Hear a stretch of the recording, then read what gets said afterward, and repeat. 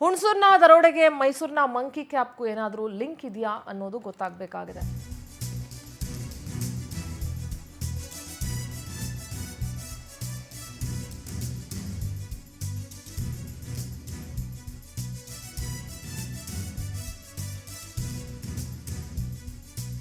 ದರೋಡೆ ಪ್ರಕರಣಕ್ಕೂ ಮೈಸೂರಿನ ಮಂಕಿ ಕ್ಯಾಪ್ಗೂ ಏನಾದರೂ ಲಿಂಕ್ ಇದೆಯಾ? ಮೈಸೂರಿನ ಕಾವೇರಿ ಬಡಾವಣೆಯಲ್ಲಿ ಮೊನ್ನೆ ತಾನೇ ಬೈಕ್ ಕಳ್ತನ ಆಗಿತ್ತು. ನಿನ್ನೆ ಹುಣಸೂರಿನಲ್ಲಿ ಬೈಕ್ ಮೂಲಕವೇ ಚಿನ್ನದ ಅಂಗಡಿ ಲೂಟಿ ಆಗಿದೆ. ಮೈಸೂರಿನಲ್ಲಿ 2 ಬೈಕ್ಗಳ ಕಳ್ತನ ಆಗಿತ್ತು. ಇವಾಗ ಇದೇ ಅನುಮಾನ ಮೂಡಿಸ್ತಾ ಇದೆ. ಪ್ಯಾಷನ್ ಪ್ರೋ ಬೈಕ್ನ ಕದ್ದು ಮುಸುಕುಧಾರಿಗಳು ಎಸ್ಕೇಪ್ ಆಗಿದ್ರು. ಬೋಗಾದಿ ಮತ್ತು ರೂಪಾನಗರ ಮತ್ತು ಜುಡಿಷಿಯಲ್ ಲೇಔಟ್ ನ್ಯಾಯಾಂಗ ಬಡಾವಣೆಗಳಲ್ಲಿ ಕಳ್ತನ ಆಗಿತ್ತು. ಅನುಮಾನ ಹುಟ್ಟಿಸಿದೆ ಮೈಸೂರಿನ ಮುಸುಕುಧಾರಿಗಳ ದುಷ್ಕೃತ್ಯ. ಈ ಮಂಕಿ ಕ್ಯಾಪ್ ಹಾಕೊಂಡು ಬಂದು 2 ಬೈಕ್ಗಳನ್ನ ಕಳ್ತನ ಮಾಡಿದವ್ರೆ ಈ ದರೋಡೆಯನ್ನು ಮಾಡಿದಾರಾ ಅನ್ನೋ ಅನುಮಾನಗಳು ಮೂಡ್ತಾ ಇದೆ. ಈ ಮಂಕಿ ಕ್ಯಾಪ್ಗೂ ಈ ಹುಣಸೂರಿನ Sky Golds and Diamonds jewellery ಶಾಪ್ನ ದರೋಡೆಗೂ ಏನಾದರೂ ಸಂಬಂಧ ಇದೆಯಾ, ಲಿಂಕ್ ಇದೆಯಾ ಅನ್ನೋ ಅನುಮಾನಗಳೀಗ ಮೂಡ್ತಾ ಇದೆ. ನಿನ್ನೆ ತಾನೇ 2 ಬೈಕ್ ಕಳ್ತನ ಆಗಿತ್ತು. ನೀವು ದೃಶ್ಯಗಳಲ್ಲಿ ಗಮನಿಸ್ತಾ ಇರ್ಬೋದು. ಅದೇ ಬೈಕನ್ನು ಏನಾದರೂ ಬಳಸಿ ಇವತ್ತು ದರೋಡೆ ಮಾಡಿದ್ರ, ಕಳ್ತನ ಮಾಡಿದಂಥ ಬೈಕಲ್ಲೇ ಏನಾದರೂ ದರೋಡೆ ಮಾಡಿದ್ರ ಅನ್ನೋದು ಗೊತ್ತಾಗಬೇಕಾಗಿದೆ. ನೋಡಿ ಯಾವ ಥರ ಕತ್ಕೊಂಡು ಹೋಗ್ತಾ ಇದ್ದಾರೆ ಅನ್ನೋದು ನೋಡ್ತಾ ಇದ್ದೀರಿ ನೀವು. ಅಲ್ಲೇ ಇದ್ದಂಥ ಯಾವುದೋ ಮನೆಯ CC ಕ್ಯಾಮ್ರಾ ದೃಶ್ಯದಿಂದ ಇದು ಗೊತ್ತಾಗ್ತಾ ಇದೆ. 26/12 ಮತ್ತು 25/12 26/12ನೇ ತಾರೀಕಲ್ಲಿ ಮಂಕಿ ಕ್ಯಾಪ್ನ ಹಾಕೊಂಡು ಬಂದು ಬೋಗಾದಿ ರೂಪಾನಗರ ನ್ಯಾಯಾಂಗ ಬಡಾವಣೆಗಳಲ್ಲಿ ಕಳ್ತನ ಆಗಿತ್ತು. ಕದ್ದ ಬೈಕಿಂದಾನೇ ದರೋಡೆ ಮಾಡಿದಾರಾ ಅನ್ನೋ ಅನುಮಾನ ಈಗ ಮೂಡ್ತಾ ಇದೆ. ಏನಾದರೂ ಲಿಂಕ್ ಇದೆಯಾ ಇದಕ್ಕೆ ಅಂತ.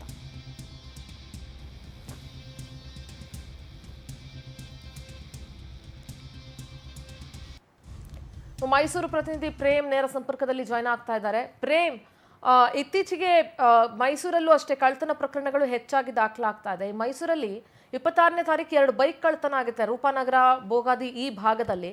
ಸೊ ಆ ಬೈಕ್ನ ಬಳಸ್ಕೊಂಡು ಏನಾದರೂ ಈ ಹುಣಸೂರಿನ ದರೋಡೆಯನ್ನ ಮಾಡಿದ್ರ ಅಂತ, ಕದ್ದ ಬೈಕ್ನಲ್ಲೇ ಹುಣಸೂರಿನ ಜ್ಯುವೆಲ್ರಿ ಶಾಪ್ನ ದರೋಡೆ ಏನಾದರೂ ನಡೀತಾ ಅಂತ ಪ್ರೇಮ್? ಸಿಂಧೂರ, ಹೌದು. ನಿನ್ನೆ ಅಷ್ಟೇ ಕೂಡ ಹುಣಸೂರಿನಲ್ಲಿ ಒಂದು ಚಿನ್ನದ ಅಂಗಡಿಯಲ್ಲಿ ನಡೆದಂತಹ ರಾಬರಿ ಏನಿದೆ ಅಲ್ಲಿ ಬಂದಿದ್ದಂತಹ ಕಳ್ಳರಿಗೂ ಮತ್ತೆ ಮೈಸೂರಿನಲ್ಲಿ ಹಲವಾರು ಬಡಾವಣೆಗಳಲ್ಲಿ ನಡೆದಂತಹ ಕಳ್ಳತನ ಪ್ರಕರಣಕ್ಕೆ ಕೂಡ ಲಿಂಕ್ ಇದೆಯಾ ಅನ್ನೋ ಅನುಮಾನಗಳು ಹೆಚ್ಚು ಮೂಡ್ತಾ ಇರುವಂಥದ್ದು.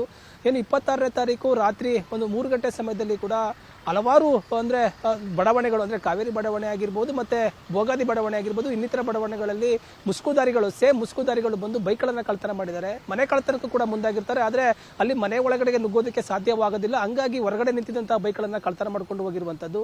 ಅಲ್ಲಿ ಕದ್ದಂತಹ ಬೈಕ್ಗಳಲ್ಲಿ ಏನಾದರೂ ಕೂಡ ಕಳ್ತನ ಮಾಡಿದ್ರೆ ನಮ್ಮ ಅನುಮಾನಗಳು ಕೂಡ ಮೂಡ್ತಾ ಇರುವಂಥದ್ದು.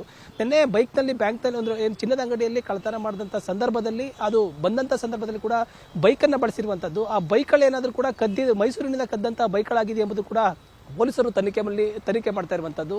ಈಗ ಮೈಸೂರಿನಿಂದ ಕದ್ದಂಥ ಬೈಕ್ಗಳಲ್ಲಿ ಏನಾದರೂ ಕೂಡ ಪ್ಲಾನ್ ಮಾಡಿಕೊಂಡು ಅಲ್ಲಿ ಕದ್ದಂಥ ಬೈಕ್ಗಳಾಗುವಂಥ ಸಂದರ್ಭದಲ್ಲಿ ಯಾವುದೇ ರೀತಿ ಅನುಮಾನಗಳು ಬರೋದಿಲ್ಲ, ಕಳ್ಳರಿಗೆ ಪೊಲೀಸರಿಗೆ ಯಾವುದೇ ರೀತಿ ಮಾಹಿತಿ ಸಿಕ್ಕೋದಿಲ್ಲ. ಹಂಗಾಗಿ ಕದ್ದಂಥ ಬೈಕ್ಗಳಲ್ಲೇ ಕಳ್ತನ ಮಾಡಿದ್ರೆ ಏನಾದರೂ ಹೆಲ್ಪ್ ಆಗುತ್ತೆ ಅಂತೇಳಿ ಕಳ್ಳರು ಈ ಐಡಿಯಾವನ್ನು ಉಪಯೋಗಿಸಿ ಕಳ್ತನ ಮಾಡಿರುವಂಥದ್ದು.